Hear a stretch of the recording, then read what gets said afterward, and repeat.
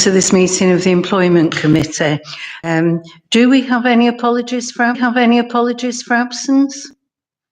We've received apologies for absence from Councillor Hyman and Councillor Caudry. Thank you. Has everybody had the opportunity to read the minutes of the last meeting? Are they agreed as an accurate copy? Thank you. We're now going to have a revised HR policies update from the Corporate Director of People. Thank you, Councillor Bennett. We have 3 policies which have been revised, which are adoption, volunteering and fertility investigation and treatment, as well as a new policy, annual leave. These are positive changes and to improve provision for staff. There is also a slight tweak in the grievance policy and a new guaranteed interview scheme for certain groups where they apply for posts in the council, which will ultimately form part of the recruitment policy. I'll take each policy in turn and give a small summary. Adoption. One of the key changes is to make it explicit that the policy covers dual approved prospective adopters.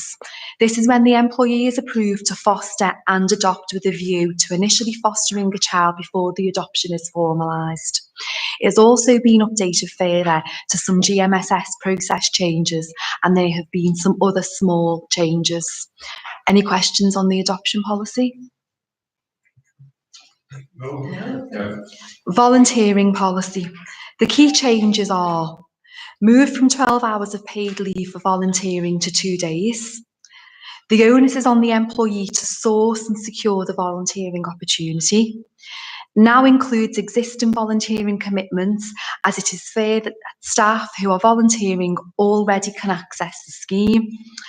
Application process change so staff can apply through submitting a web form and using MyTrent with management approval. Can I take any questions on the volunteering policy? I just wanted to ask about placing the onus on the employee. What lies behind that? I guess what we wanted to do is really give our employees the opportunity to do the things that they wanted to do in terms of volunteering. Sometimes it could be quite restrictive if the employer is deciding or helping them find volunteering opportunities. So we really wanted to give employees the choice in this process. I think it was also about recognising that employees, quite a lot of our employees already volunteer. So it was about recognising that and allowing them to use the policy, you know, that the existing commitments. And in terms of the type of volunteering that employees undertake, is there still a record of that kept by the council? Are you sort of aware of and tracking what type of activities people do? Yes, we will be. We'll be keeping records of the types of activity that our employees will be undertaking.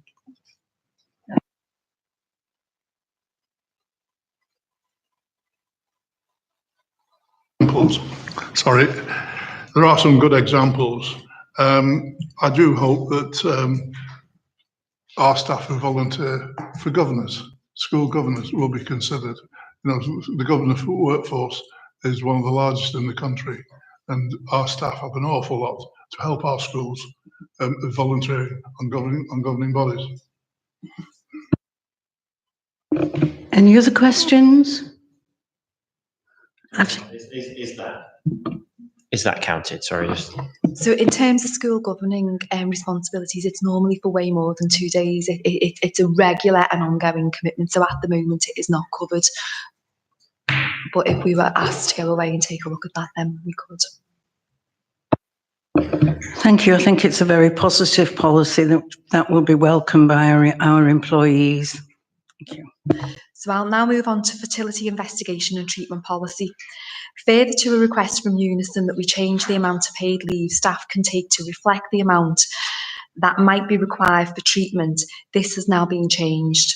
The move is from a total of 3 days of special leave to a total of 5 days. More detail about types of treatment for infertility, it's been made more explicit that the policy applies to both men and women. Can I take any questions on fertility investigation and treatment? Councillor Slater. Yeah, thank you.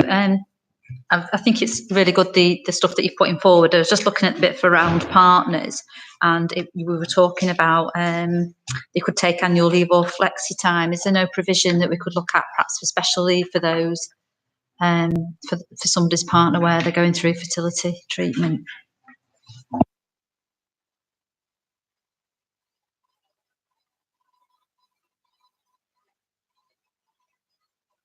Yeah. 6.1.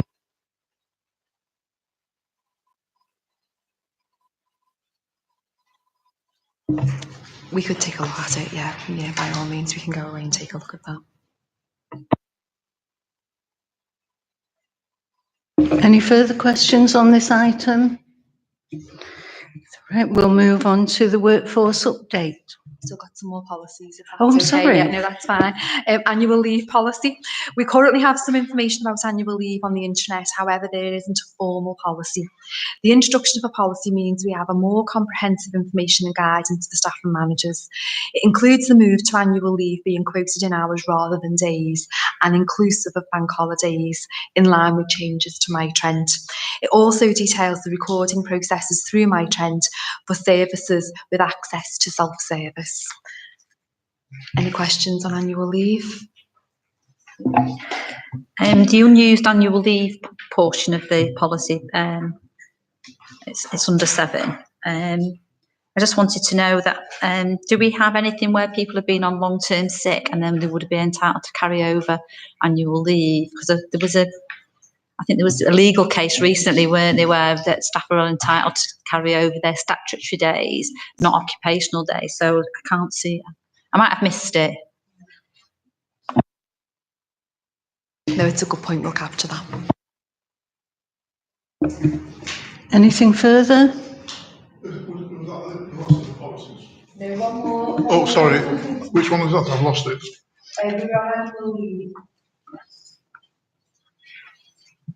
Okay. So grievance policy. When this policy was last revised, the exemption around the fact that pay and grading matters won't fall under the policy was taken out in error. Benchmarking has been taken within GM, which confirms that other authorities don't allow grievances for pay and grading. On the basis that the policy previously didn't include this, nor do other authorities, it is proposed that a sentence is added into the scope section of the policy as follows. The procedure does not apply to matters covered by statutory provision, such as income tax, national insurance or pension schemes, or issues relating to pay and grading of post. This change has been approved by Unison and GMB has support from trade unions. Any questions?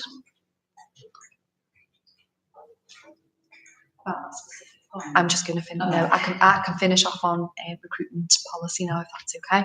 So the final update of recruitment policy and guaranteed interview schemes. As part of the council's wider aims to improve employment outcomes for certain groups who may face more disadvantage than the general population, it has been proposed and agreed by CLT that the council should offer a guaranteed interview scheme to several priority groups. The groups to be included in the scheme are all at an evidence disadvantage in securing enduring employment. The groups are disabled individuals, ex-service personnel, working well clients, long-term unemployed, and care leavers. The scheme will operate in a similar manner to the current disability scheme. An individual in these groups, provided they meet some criteria linked to the group and meet the essential criteria for the role, will be interviewed, will be given a guaranteed interview. We plan to implement all new policies on the 1st of January, with the exception of the guaranteed interview scheme in the recruitment policy only. On this date, they will go live on the relevant intranet page, with the contents of the pages being updated. The web pages will have information to make it clear that the revised or new policy has been launched.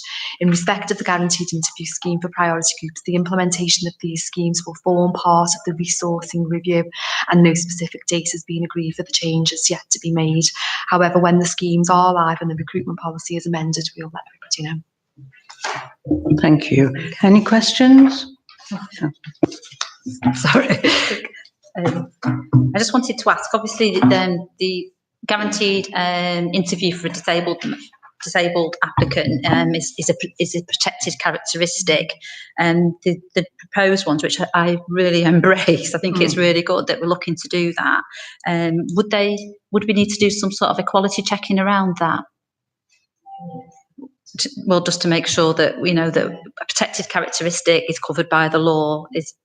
I just think, do we need to do any further research around that to make sure that we're not doing anything where somebody could come back and challenge you, saying, actually, I'm an ex-policeman, why can't I have a job?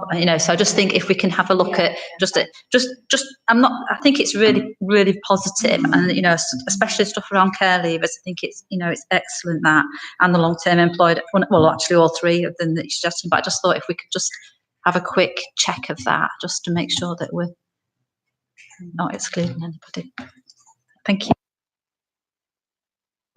Can I just ask, following on from what Jane has said, is this an exhaustive list, and who actually formulated the list? Because there may be others that we're not capturing. I don't know what they are at this moment in time, but it just sprung to my mind that there may be others.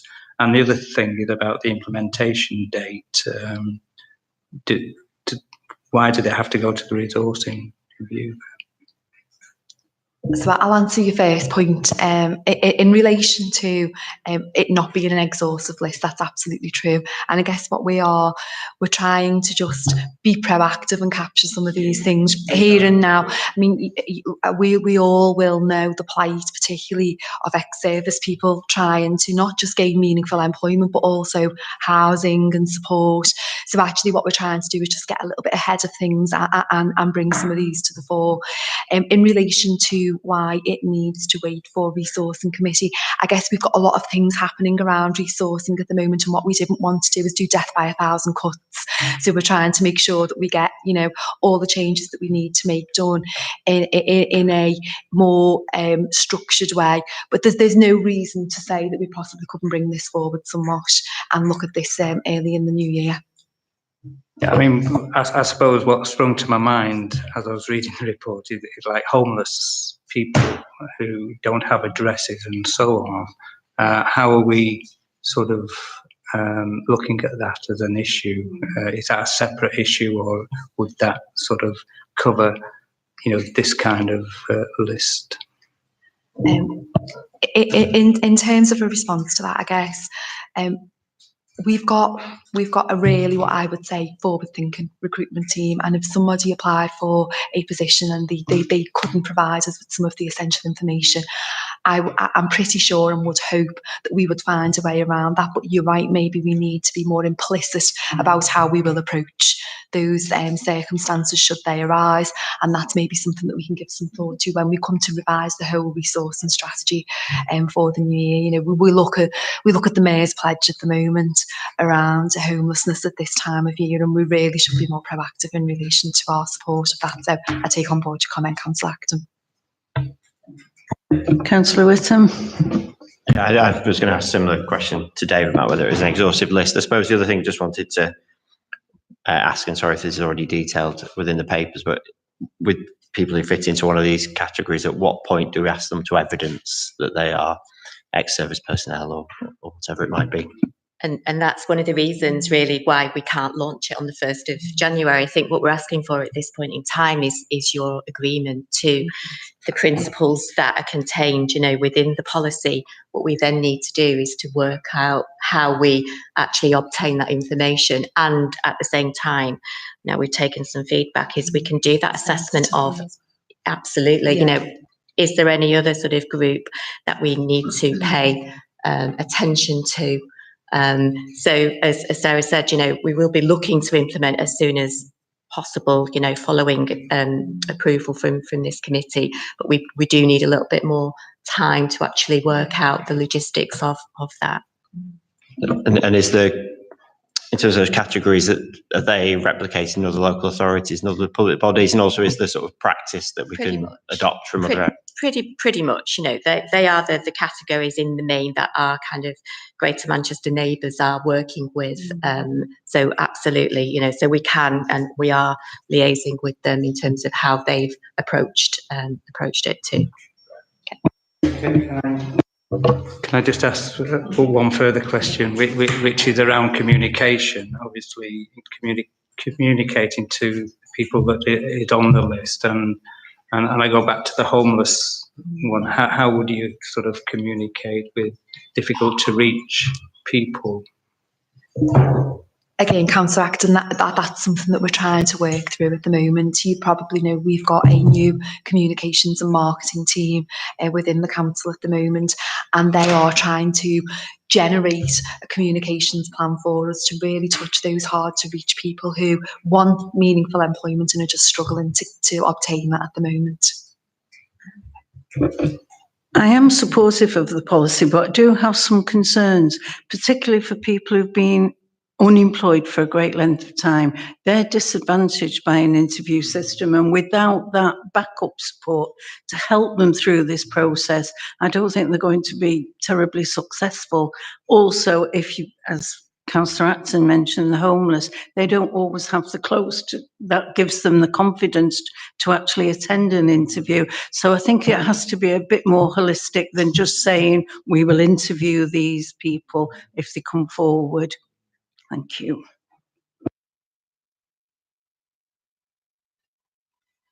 Anybody got any other questions or comments on this item? Councillor Rigby. Please, Chairman, just to thank officers for the update of these policies. You know, I am aware it's a national thrust to update policies in plain English, so even we can understand them. I don't think the solicitors will be too pleased, but for far too long these policies have been in legal speak, and if we can't understand them, how have our employers got the chance, and the public? And I welcome other policies being updated. Thank you. Workforce update. Okay, so I'll pick out again the salient points, if that's okay. I'm going to make an assumption that most people have had an opportunity to read through the workforce update. So in terms of headcount across the combined organisations, we've stayed comparatively settled during this reporting period compared with September. However, the 2007-18 figure for the council didn't include the CCG, so I do need to just bring that to everyone's mind, because the headcount figures did not include the CCG. In terms of the number of vacancies, there were 146 vacant posts across the organisation, which is a similar level to September, and a reduction after the spike. So we did see a spike in August when turnover was particularly high. Okay, in terms of agency spend, the spend across the combined organisation is reduced by over 30%. From 273,674 in September to 189,192 in October. The reduction in CFW was across different areas, with the most notable being a 17k reduction on care assistance. And in T&R, I'm really pleased to say that the spend reduced mostly in comms and HR, and that's because we now actually have a static team pretty much in the main in those two areas. In terms of sickness absence, I need to just draw your attention to the fact that CCG levels are not available as yet for us to be able to record in this report, and that's due to the information systems that we've got within CCG at the moment. Sickness absence has increased slightly overall to 10.5%, which might be expected moving into the autumn, when we tend to see some of the short-term spikes around coughs, colds, influenzas, sickness viruses, etc. There have been increases within T&R and EG&I, but there has been a decrease within CFW. Okay, and then in relation to workforce employee engagement, throughout October, we've supported charities such as Christie's, Maggie's, St Anne's Hospice, Mind and Breast Cancer Care through our Dress Down Fridays and bake sales, which are always extremely positive and well received by the staff teams here at the council and at Sale, Waterside and other locations. The 10th of October marked World Mental Health Day, and in support of this we held tea and talk sessions, which were really well received. We held them both here at the town hall and at Dale Waterside, and we held mindfulness sessions and ran a campaign. I don't know whether you have noticed we're also holding some Pilates sessions as well for some of our employees to subscribe to Pilates, which is going down a treat, and we're getting some really good feedback in relation to that.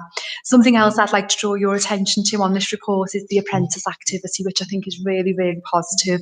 We've enrolled 104 apprentices across the organisation, and that's right the way through from level 2 to level 7. So that's really, really good feedback in relation to the apprentice programme. We are working with Manchester, Oldham, Salford and Wigan to commission a provider to deliver the new revenues and benefits level 4 apprenticeship, with each council offering 10 placements, which is great in terms of attracting new talent into local authorities.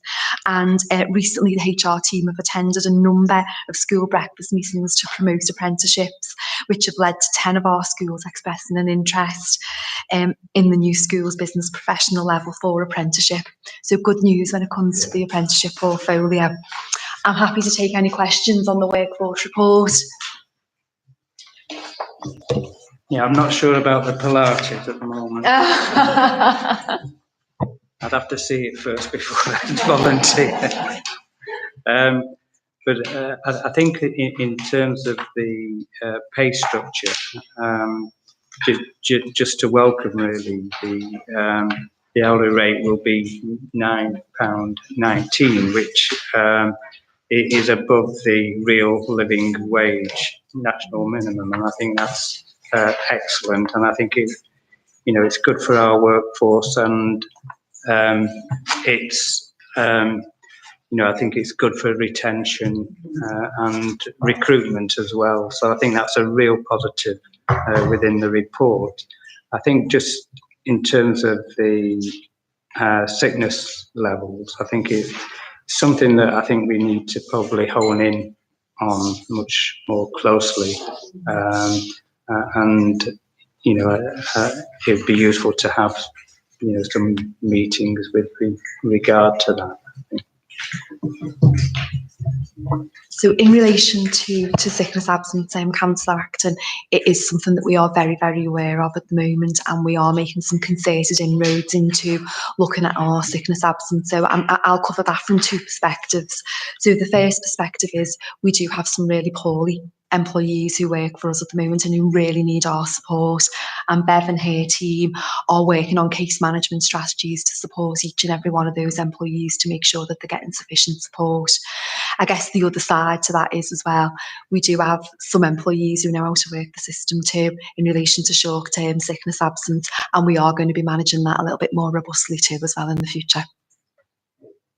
I think we recognise about long-term illnesses and so on. I think in every organisation that I've belonged to, there's always those cases, I think, and I think they have to truly be supported.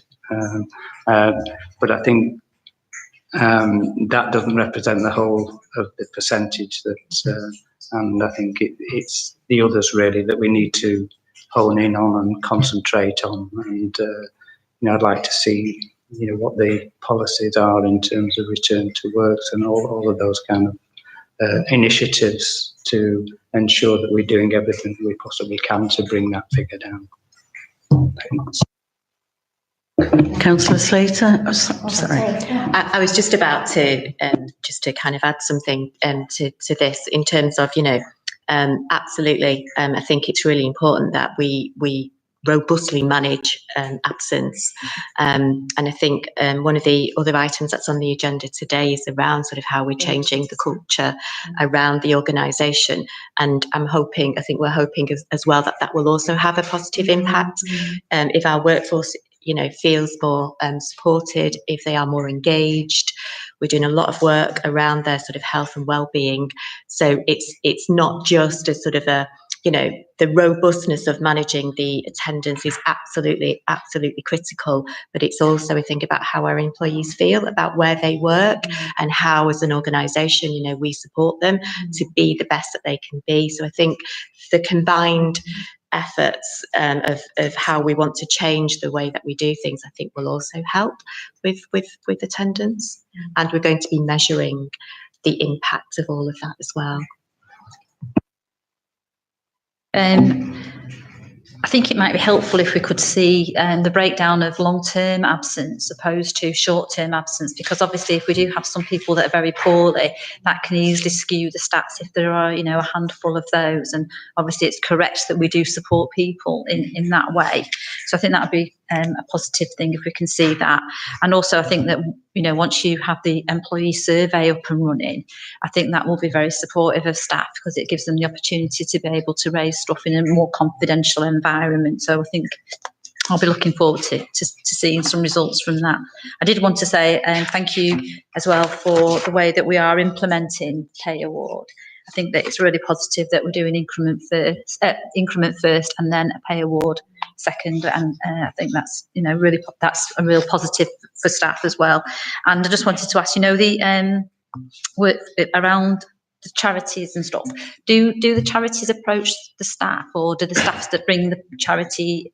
Do the staff say, "Oh, we want to support this charity"? Or whatever? So in the main, our employees will come to us. I think we've got a list of people waiting to go on Fridays, because our employees will come and say, "Can we have the next Friday?" Yeah, because in health scrutiny, we are doing some work around period poverty, and we have been informed by the food banks in Trafford that period poverty has increased massively over the last couple of years. And I am a governor at a primary school as well, and I've been told that, you know, the school is actually having to give free sanitary protection to youngsters. So I think that if you could get period poverty on your list, and we did have a lady come to speak to us in our task and finish group, it's called Every Month, and they do everything's done by charities. They get for the charity, everything's done by donations, and they bundle up most weekends around 800 packs for women at food banks, and there are now 157 food banks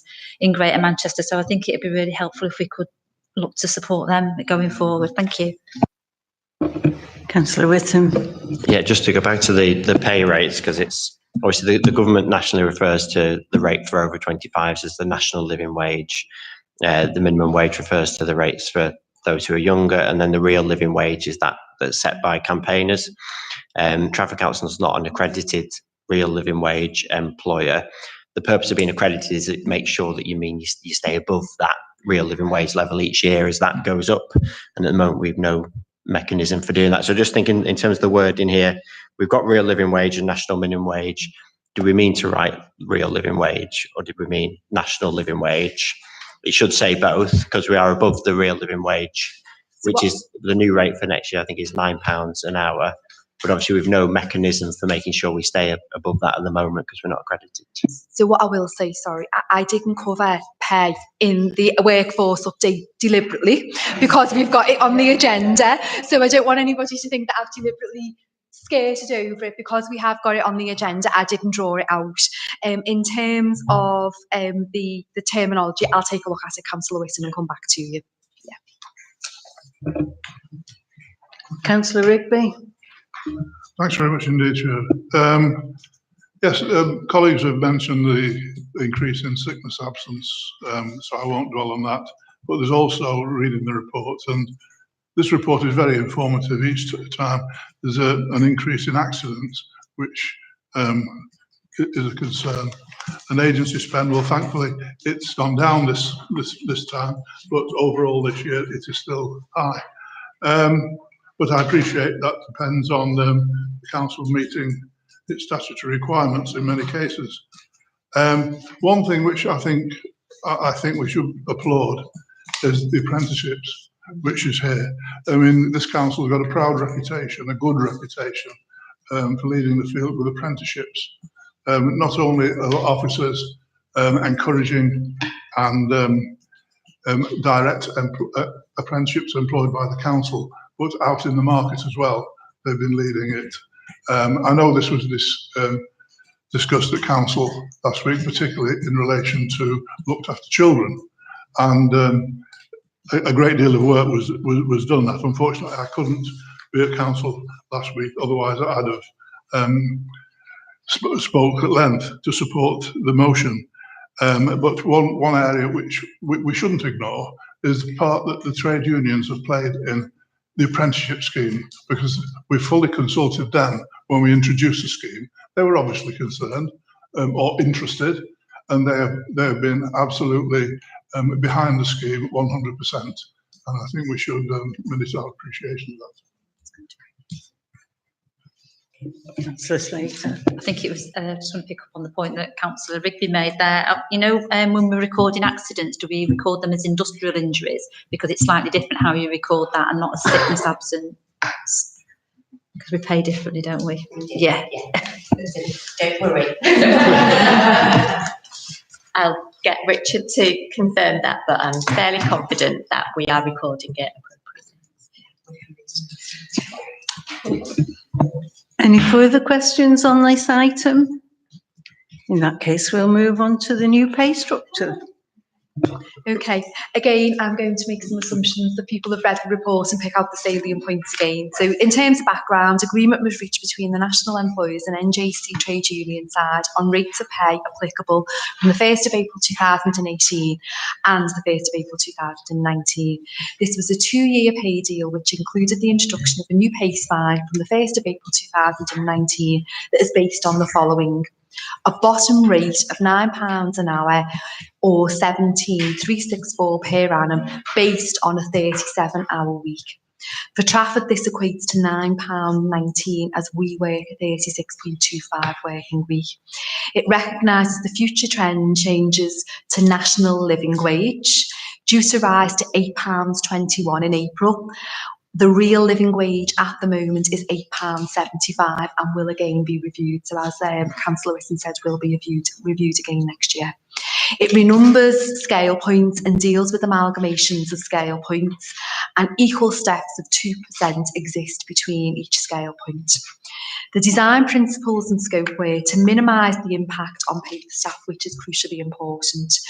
5 spinal column points is a maximum per band, no overlapping bands, increment first, then assimilate to new pay spine where appropriate, no job evaluations, equality compliant, and minimum impact to budget. All staff employed by Trafford Council and schools in our control will be included in the implementation of the new pay spine. Pay structure and design. So benchmarking has been carried out to identify how other councils across GM are approaching implementation, and it's fair to say that there's a varied approach consistent with their local pay scales and grading structure. I do need to draw your attention to the impact on catering and cleaning employees. The customer base is open to the private sector competition, and the private sector is unlikely to advance and award the national living wage prior to 2020, or even exceed the recommended £9 an hour. So in terms of our traded services, this could leave us slightly exposed for a short period of time, but I do need to flag that. So in terms of options, we have 3. Option 1, this proposal shows the position if we mapped across from the current pay structure to the new pay spines. This will create long pay bands of band 3 and band 4. This option is not recommended due to the length of time it would take to reach the top of these bands and does not align to the design principles of a maximum of 5 spinal column points per band. The cost for option 1 is 1.09 million and 800,000 for school staff. Option 2, the new pay spine involves the amalgamation of old scale point 16 and scale point 17 in pay band 3 and the creation of a new amalgamated scale point 6 at 19,171. This is a positive proposal as the costs are minimal and the new starting salary for band 3 will be at a higher spinal column point with the removal of the old SCP 17, which would also exist with our attraction strategy. Option 3, this proposal also removes spinal column point 16 and 17 in band 3 and also removes new SCP 16 in the new pay spine band 4. Again, the cost impact is similar to option 2 and is mainly expected to impact on casual employees. For both options 2 and 3, the entry level for new employees is higher. The only difference is the removal of a different incremental point in the grade to meet the design requirements for a smaller band. In terms of implementation, we've engaged early with the trade unions, and the feedback that we've received so far has been really positive. It's not the same, I can say, for other local authorities who are still experiencing long and protracted negotiations with their trade unions in relation to this initiative. We've not yet started comms to our employees because obviously we needed to make sure that we got all the design principles right, and we had those discussions with our trade union colleagues. In terms of recommendation, both options 2 and 3 meet the design principles. However, option 2 has less impact on the workforce by removal of the new lower spinal column point. Therefore, option 2 is the recommendation. We have got local agreement in principle from our trade unions. However, it will need regional agreement also. So I guess what we are looking for here is agreement from Employment Committee. You want to have any questions on this item? Councillor Slater. Can I just ask, the consultation that we're going to have with staff, I just think we need to be mindful about what we're asking them, because it's a 2-year deal that we're going out to speak to them about. It's not about revisiting what was offered 2 years ago. So I know that we just need to be mindful about the question that we're asking people. So I just wondered how we're going to consult with staff. Yeah, okay. In terms of the consultation programme, we want to do that in conjunction with the trade union. So we've not put any more thought into that at this stage, other than that we are going to liaise with trade unions about the message and how we want that engagement to take part. So the trade unions will just go and speak to the members. That's usually the best way to do it. I think what we will do, we will talk to the trade unions in the first instance, ask them to speak to the workforce and come back and give us some information, and then we'll start building the communications from that point on in. Yeah, because at the end of the day, it's part of the NJC agreement. So in terms of consultation processes, I think we're fairly advanced and we've got a fairly sort of agreed mechanism already in place to do that. And I don't think at this stage we're anticipating any issues in terms of implementing the proposal, subject to obviously getting the agreement today in principle and ratification from the trade unions at national level for the proposed changes that we want to make in Trafford, because I'm hearing that the trade unions want to sign off all of their proposals collectively. So as Sarah said, we've got an in principle agreement from our Trafford branch, that we just need to be mindful of the wider sort of picture that's emerging at sort of regional and national level that plays into this. Can I just ask you as well, obviously where schools have transferred to out, but they're still on NJC terms and conditions, are you able to have any influence on encouraging them to implement year 2? I think in terms of our influence, Councillor Slater, what we have done to be proactive is we have written to all schools to inform them of the position in relation to the NJC scheme, but sadly that's probably as much as we can influence at this stage. I think it's quite sad that we're not going to be able to sort of like influence around the cleaning and catering staff because they have been transferred. I think that we just need to be mindful when we're transferring people in the future that we need to be making sure that actually those sort of things are written into contracts, and we should be making sure that when a new employer takes our staff that they actually are still contracted to NJC terms and conditions, because if it was still an NJC, go on, you're going to tell me something. There actually are employees, Councillor Slater. Yeah, so these are our employees that we use in our traded service division, and the reason that I'm flagging it is we're relying on buyback on those contracts, and if we now have to go out at a higher rate for those services to be bought back, it's unlikely that we're going to be competitive with the private sector.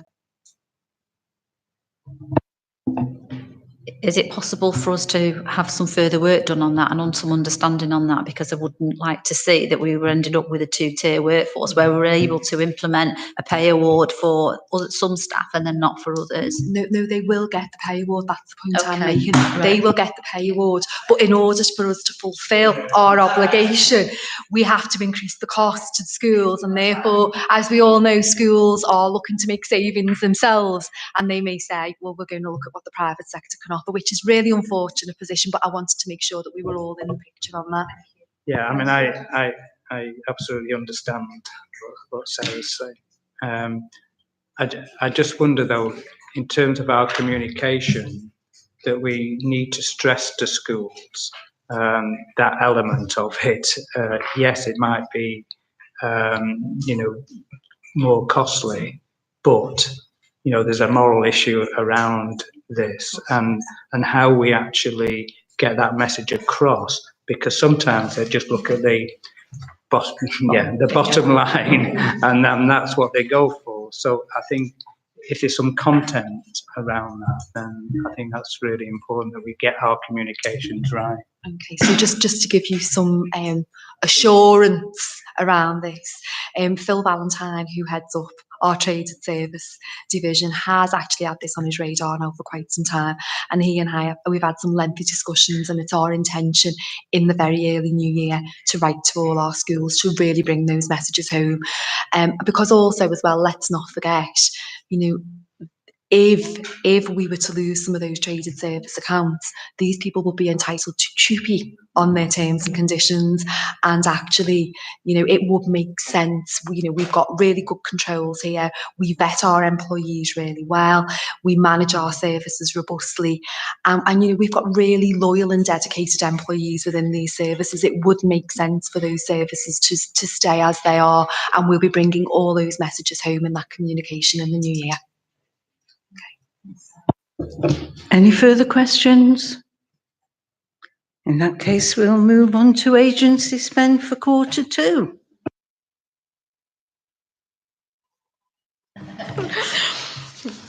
Okay, in terms of agency spend, again, I am going to make, it's a lengthy report, so I'm going to make an assumption that we've all read the detail of the report and again pick out the salient points. So in terms of directorate overview, in Q2, spend in CFW totalled 440,000 as at the 30th of September. There were a total of 64 active assignments across the directorate. Of these, 24 were social workers and 22 were care assistants. The spend has increased significantly by over 30% as compared with Q2 2017-18, which was 336. 57% of the spend is on interim qualified social workers. So as Councillor Rigby pointed out before, these are our statutory roles where we have no option but to fill these positions. In order to improve the recruitment and retention of social workers, which is still problematic due to national issues, so this isn't a Trafford issue, it's not a Greater Manchester issue, it's actually a national issue, and we are exploring the offer, and this includes the learning and development agenda that we offer our social worker colleagues. In addition to this piece of work, there's also something we're working with Ofsted, looking at children's social worker workloads, and we are currently in the process of realigning resources to ensure that caseloads are more manageable for our social work employees. Moving on to transformation and resources, in Q2, Q2 2018-19, the total agency spend in TNR equated to 112,347, and there were 9 active assignments. The spend has increased significantly again compared to Q2 in the previous year, and of around 10%. Good news in EGEI, we have so we've seen a very small reduction in agency spend in that area. So in terms of summary, the total agency spend of Q2 was 562,971, and it's a significant increase on the corresponding period in the previous year when spend was 429,166 as compared with this period. Spend has increased in all areas except for EGEI. I'll take questions on agency. Anyone have any questions on this item? No. I think at last committee we spoke about the social workers and essential car users allowance, and we were wondering if that was an issue, why we had social workers leaving our services and looking elsewhere. I know that a lot are going to work for the bank because you get paid a lot more, don't you? But we just wondered if essential had anything to do with it. I don't know if it's something that we could just survey the social workers about. So it's our intention in the new year to do an employment engagement survey, and it's something that we will look to pick up at that point. This was something I raised with Sarah at our last meeting to look whether that was an issue, and she's assured me that's something that's going to be a priority. Thank you. Right, can I just ask one other thing? You know, we've been using a procurement office. We've had that for quite a while as an agency member of staff. Because we work with the other authorities in Star, do they not sort of like help us with any vacancies that we would have to do a little bit of extra work or something? I want to say yes, but I don't know for certain, so I'll go away and take a look at that and come back to you. Yeah. Absolutely. No, it's a fair point. It's a fair point. Right, can we move on to the quarterly report on our exemptions to the sickness policy? I've never been more pleased to say that there have not been any exemptions to the sickness policy in this period. Excellent news. We're now going to move to agenda item 8, which is the change management strategy. So given our previous discussions and my very sore throat, I'm going to presume that we are all up to speed on the change management, the discovery, Ignite, Embed, Sustain programme that has actually commenced within Trafford Council. We are in the discovery phase of our new programme, which commenced possibly about 5 or 6 weeks ago. We are in the process of engaging with our leaders across the business to deep dive around the culture and values. And as you can see from the programme as set out in the report, we are about to embark on an 18-month exciting journey to really build on some of the very positive work that's already been undertaken by Trafford Council and by our colleagues, and really put Trafford on the map in the future in terms of it being a really great place to work, because actually it is. So I'm going to take any questions. Could I ask that you bring us regular updates to employment? Thank you. Does anybody have any other business? In that case, the meeting is concluded. Thank you.